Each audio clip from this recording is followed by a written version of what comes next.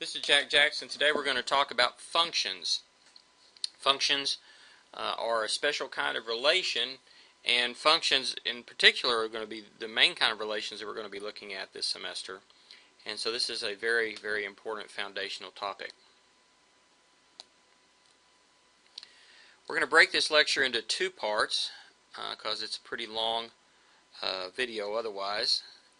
The first part, we're going to define a function, and then we're going to look at functions in multiple ways. Now remember, when we looked at relations, we looked at them in set notation, tables, arrow diagrams, verbal descriptions or rules, Dyna-Graphs, Cartesian graphs, formulas or equations, and maybe some other ways as well. And all of those ways, we're going to take each one of those one at a time and see what we need to do to be able to tell if this is a function or not. So that's basically what we're going to be focused on for the first part, for this part. And then the follow-up part 2 of this lecture, we're going to talk about independent and dependent coordinates and variables. Function notation, we have some special notation that we reserve just for functions that we don't use for relations in general. We're going to talk about that. We'll briefly mention onto functions, and then we'll talk about finding the natural domain of a function. And we'll talk about evaluating functions in some of these various different representations. So we'll pick up part 2 later, but right now let's dive into part 1. So again, we're going to start by defining a function and then looking at some multiple representations. So before we go on, let's review what we know about relations. So a relation is defined as a set of ordered pairs. And remember, we can represent relations with many, many different ways. Tables, equations, graphs, arrow diagrams, rules, many other ways. We've been looking at those. And relations are extremely general. Any set of ordered pairs of anything, any table of input and output values, any set of points in a Cartesian plane. Just take your pencil up and draw anything you want in a plane, and the set of points that you traced over is a relation. Make up a table of input and output values. Anything you put in there, as long as they pair up, input and output values, you've got a relation. So that's pretty general. And sometimes we may want to restrict this to something that's a little bit more special. And that leads us to the idea of a function. So a function, or mapping, is defined to be a relation in which no two of its ordered pairs have the same first coordinate.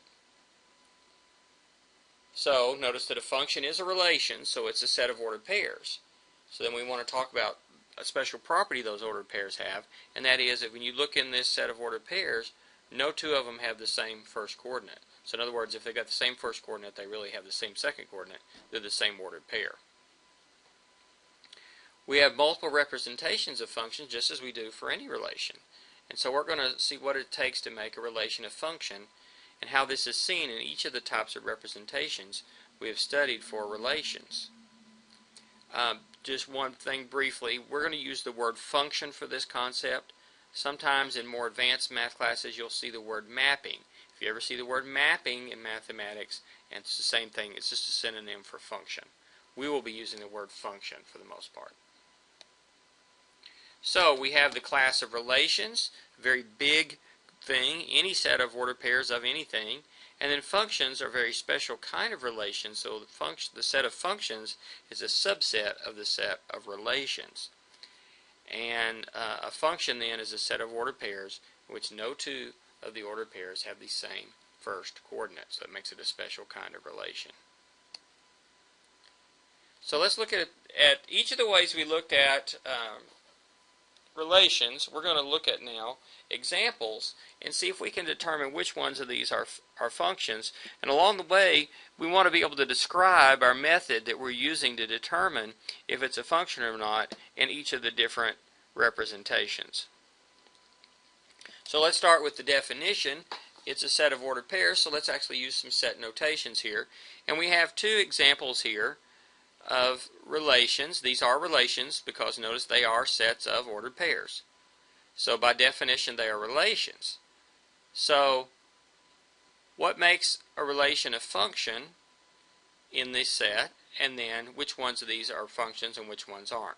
So press pause now, figure this out, and then come back when you're ready to check your answer.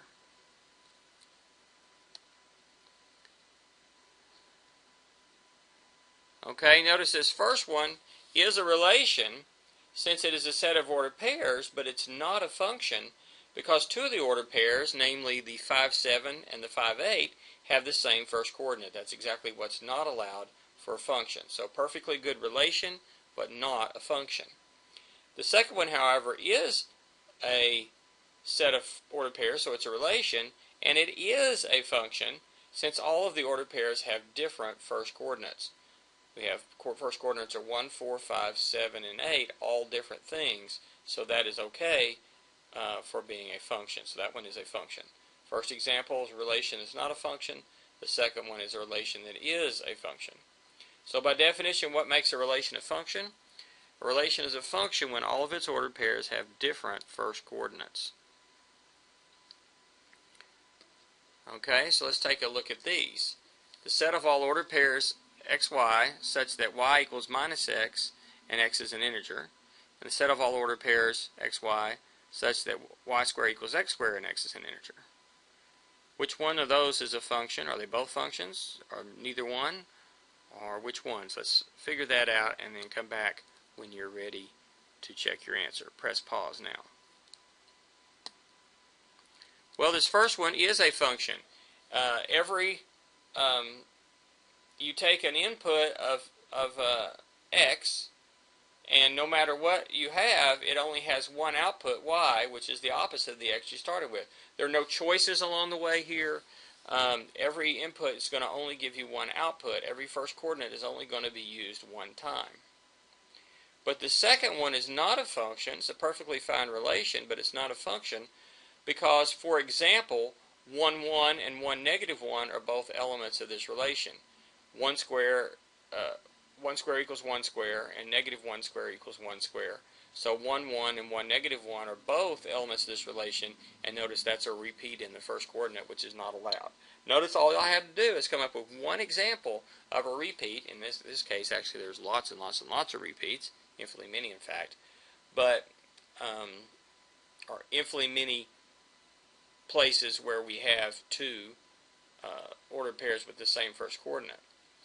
But that doesn't matter. All it matters is there's at least one place where we have the first coordinate repeated, and that's enough to make it not be a function. Alright, so remember we gave relations by tables. Okay, remember how that works. Which of these tables are functions? And then how do we look at a table and see if it's a relation? And how do we look at a table and see if it represents a function? Okay, see if you can answer these questions. Press pause now. Come back when you're ready. Okay, so hopefully you've worked this out and you can check this out. So the first one is a relation, but it is not a function. How do we know what's a relation? Well, in general, all a relation has to be is we just have to somehow represent ordered pairs. So it just needs to be two columns or two rows so that each input has one output, at least one output, and each output has at least one input, so that we can pair these things up. We can't have an input without an output or an output without an input. That wouldn't be an ordered pair. That would not be a relation. So here we have a relation, certainly, but it's not a function because of the repeats there on the 3's. And the second one is a relation, and it is a function. There are no repeats. So notice all I have to do is, to see if it's a function or not, is scan the whichever row or column it is that has the input. So in the first case, the first row. And if we see a repeat, then it's not a function. Okay?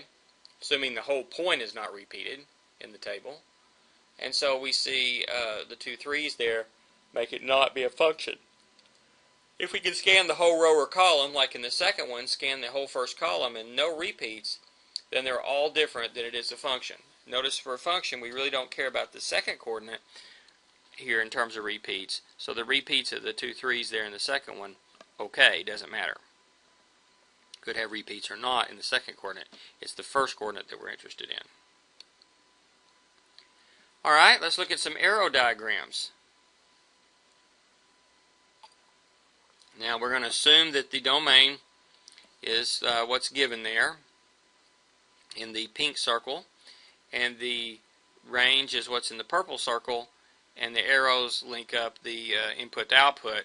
Which of these are relations with that domain. Which ones those are functions, and see if you can figure that out for each one.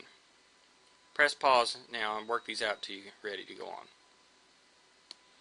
Well, the first one's not a relation, and the reason why is 3 is supposed to be part of the domain, but it's not mapped to anything.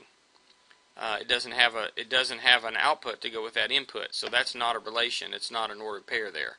You got this 3 hanging in there that's supposed to be a first coordinate, but there's no second coordinate to go with it. Not a relation. The rest of the 3 are relations because every first coordinate has a second, every second coordinate has a first coordinate. They come together. This last one's a little bit,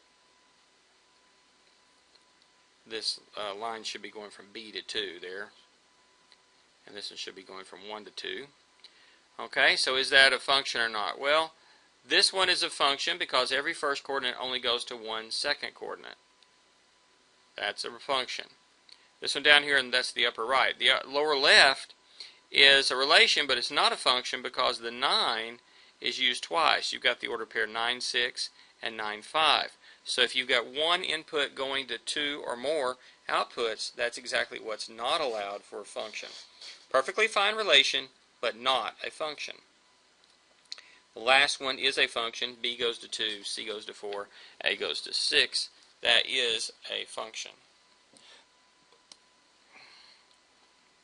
So again, how can we tell from an arrow diagram if the relation is a function or not? For a relation to be a function, every input must have exactly one arrow coming out of it so that each input only goes to one output. So note the output values must have at least one arrow pointing to them, but they might have more than one arrow coming into them. That's okay.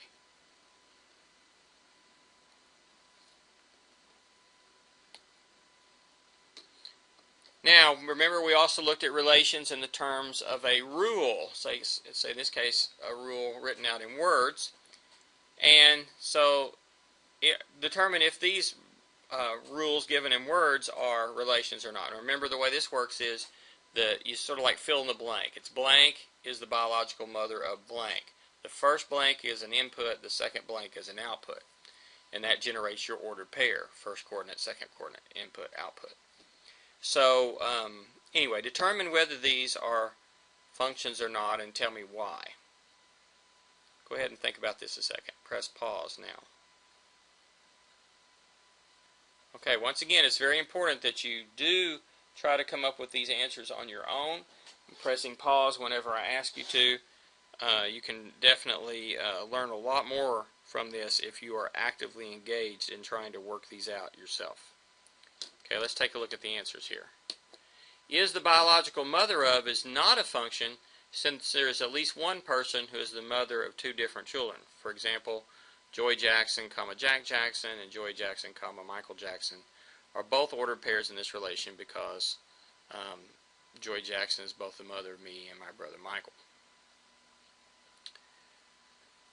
Was born in the year. So this is a function since each person is born in only 1 year.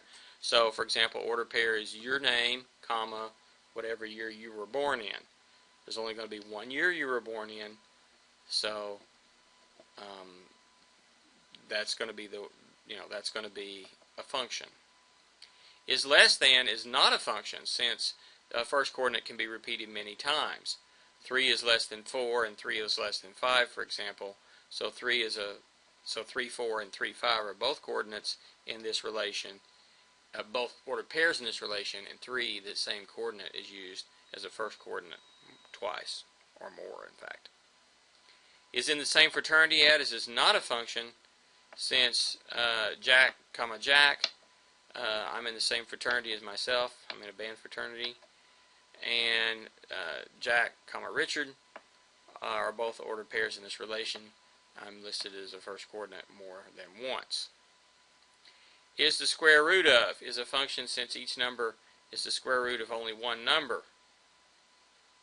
So, for example, where is 4 mapped to? 4 goes to 16. There's only one choice for the output regardless of the input.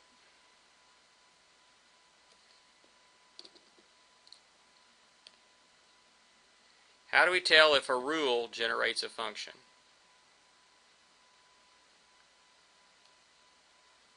A rule generates a function if and only if each input is assigned to exactly one output. In fact, some texts will define a function as a rule that assigns each input, element of the domain, exactly one unique output, element of the range. I choose to use a ordered pair definition, but of course this rule generates these ordered pairs, so it really boils down to the same concept. Now remember, we talked about equivalence properties for relations. Functions usually don't have these properties. In fact, it has to be pretty restrictive if a function is going to have them. Now remember, a relation is symmetric if and only if A related to B implies B is related to A. So if AB is an element of the relation, then BA also has to be an element of the relation. A function could be symmetric. It turns out that the graph of such a function is symmetric, geometrically symmetric, about the line y equals x. In other words, if you reflect the function over the line y equals x, you get the same thing back. We'll look at this a little bit in a later unit, but that's kind of why the word symmetric is used here. So that is a special property a function could have, but most functions don't have that property. A relation is reflexive if and only if A is related to A for every element in the domain. And it's transitive if and only if A is related to B and B is related to C implies A is related to C.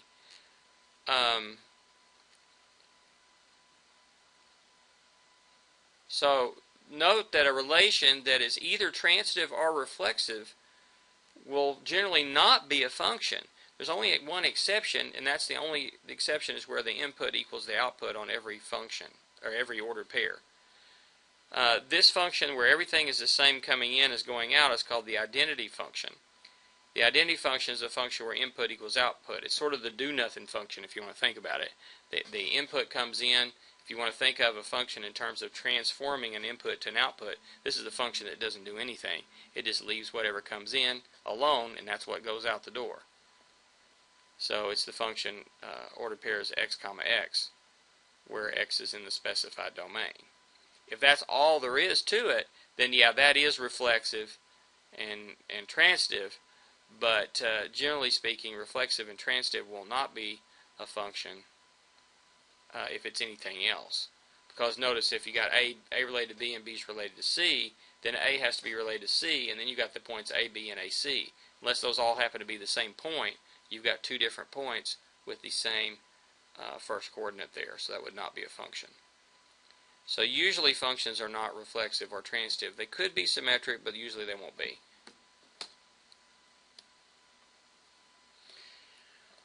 Alright, we looked at functions as a process by which we took an input and transformed it into an output by some procedure or process. Think of like a little assembly line that transforms an input into an output. And here are several examples. Which ones of these are functions and which ones are relations that aren't functions?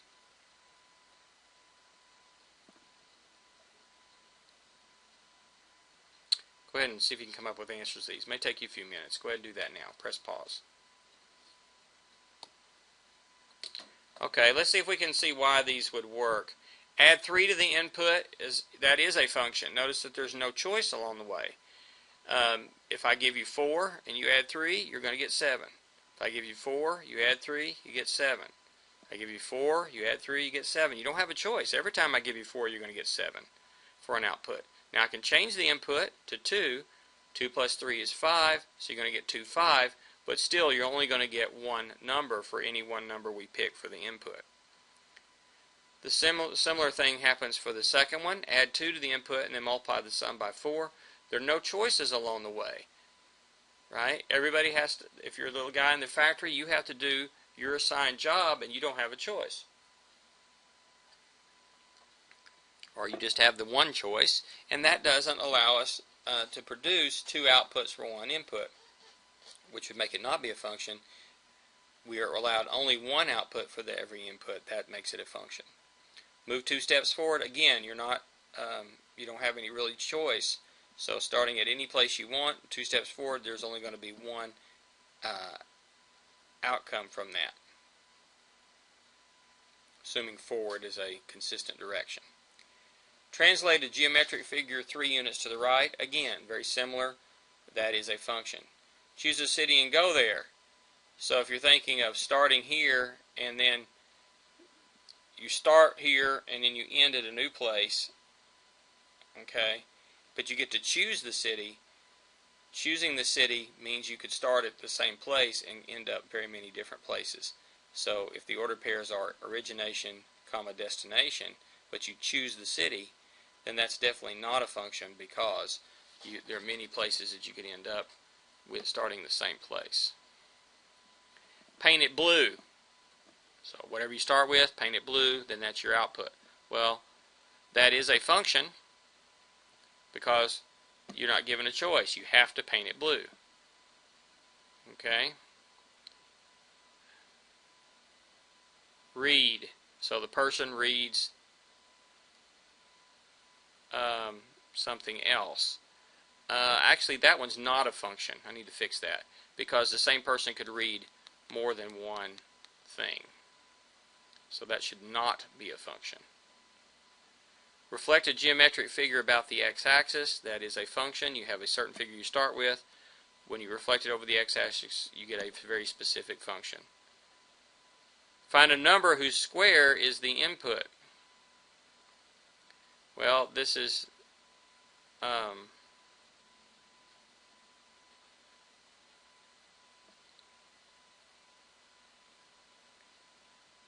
the square is the input. So the input is going to be the square. The output would be a number which you square to get that. Well, that's not a function. For example, that has 4, 2, and 4, negative 2. Okay? So negative 2 is a number whose square is 4. 2 is a number whose square is 4. So there's two different numbers whose square is the input of 4. So that's not a function. Rotate a point 180 degrees about the origin. That is a function. Again, starting one specific place will only leave you one specific place to end. So if the process never includes more than one possible outcome for a step, then it is a function. So remember, we looked at some Dyna-Graphs here. So here are a few examples of some Dyna-Graphs. And how can we tell if a Dyna-Graph represents a function and which ones of these are functions?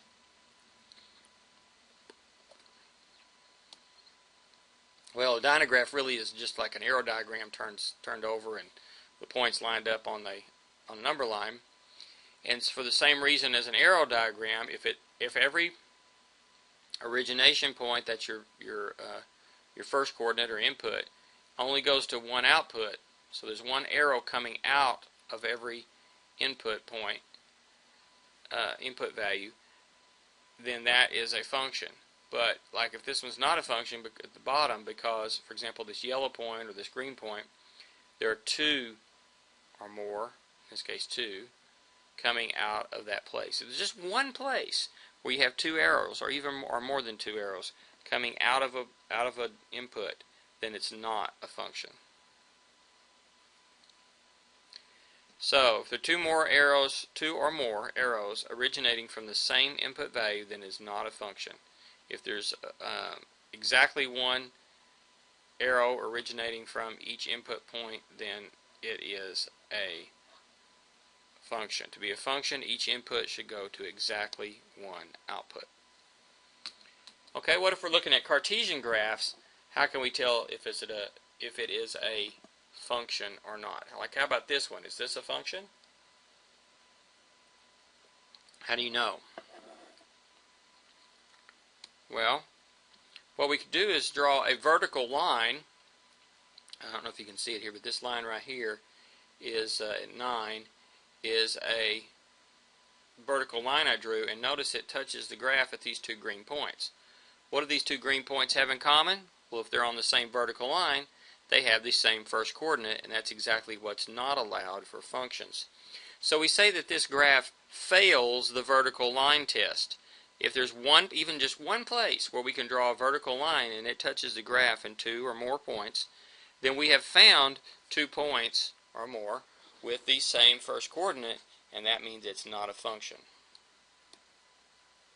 How about this one? Well, this one is a function because any vertical line you draw on this thing here, like any of these vertical grid lines, will either miss the graph altogether, like this one at -10, or it will touch in exactly one place, like where the y-axis touches it, just one point. So any vertical line that we draw on this will touch in either exactly one point or no points at all. And that means that there's no place where there's a repeat for the first coordinate, and that is exactly what makes it a function. So we say that this relation passes the vertical line test. So how do we tell if a graph in a Cartesian plane represents a function? A Cartesian graph represents a function if and only if it passes the vertical line test. That is, if you take any vertical line drawn in the plane, either it does not intersect the graph or it intersects it at exactly one point. A Cartesian graph that fails the vertical line test and is not a function if there exists at least one vertical line that intersects the graph in 2 or more places. Okay, how about these? How many of these, or which ones of these, are functions? And how can you tell by looking at the equation, just by looking at the equation, not by making a table or a graph or looking at one of the other ways, but can you look just directly at the equation and tell if it is a relation or if it is a function? Now remember that any equation that we have in 2 variables represents a relation. We just have to know which is input and which is output, and then for the variables, and then we can just tell if an ordered pair satisfies the equation. If it makes it true, it's part of the relation. It's in that set that is the relation. And of course, if it makes that equation false, then of course it is not in the relation. So these are all relations, okay? But which ones are functions? There's several here, so take a few minutes and work this out and then come back. Press pause now.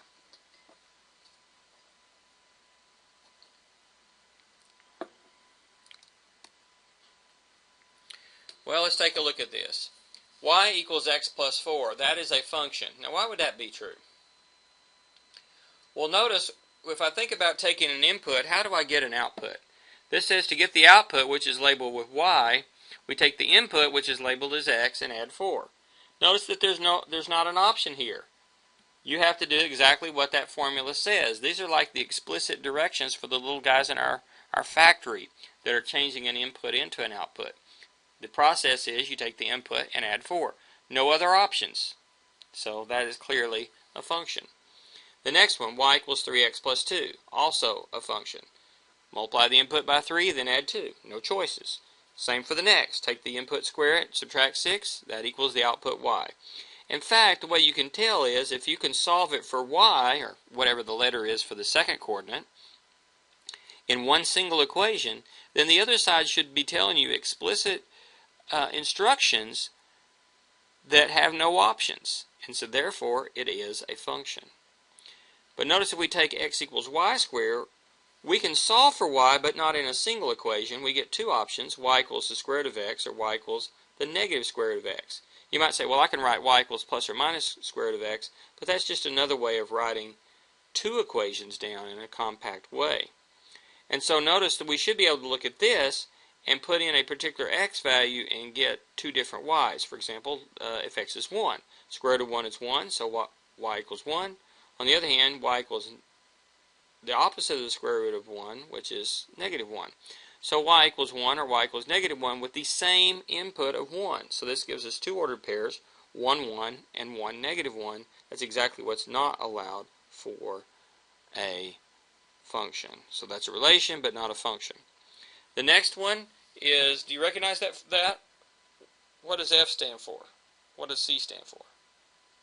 Well, maybe you recognize this formula. It's for converting between temperatures. So notice, as what I really like to do, instead of using x and y all the time, is use letters that really mean something. So here the C is the degrees Celsius, and F is degrees Fahrenheit.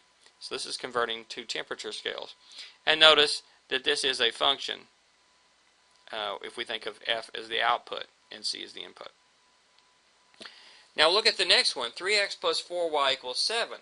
Well, that's not solved for y, but we can solve it for y. We just subtract 3x from both sides and then divide both sides by 4, and I use the distributive property to distribute that division by 4, or that multiplication by a fourth.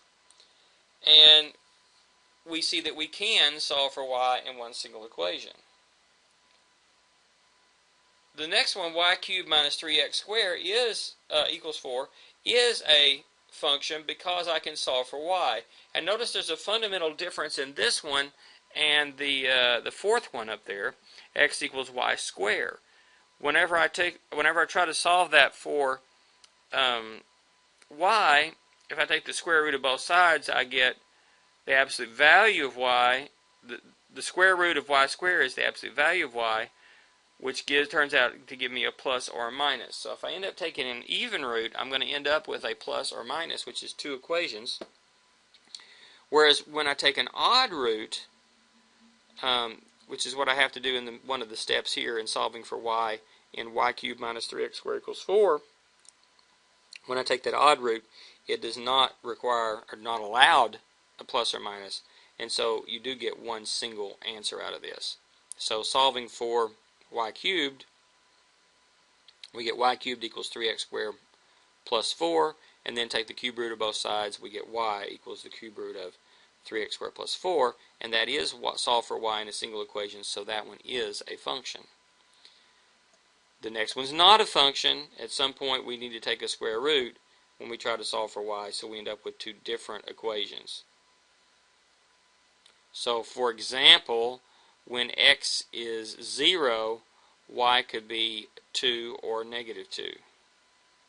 So there's at least one place where we found an order pair with the same, two order pairs with the same first coordinate. Not a function. Y equals 4, that is a function. It's solved for y. X equals 5 is not a function. Y equals 4 is going to be a horizontal line if you graph it. So, or if you did a table, all the y's are 4, but the x's could be anything, all different. So that is a function, but x equals 5 is not a function. The table for that is x equals 5, y could be anything, and so definitely a lot of times we're repeating that 5. Certainly 2 or more points have the same first coordinate.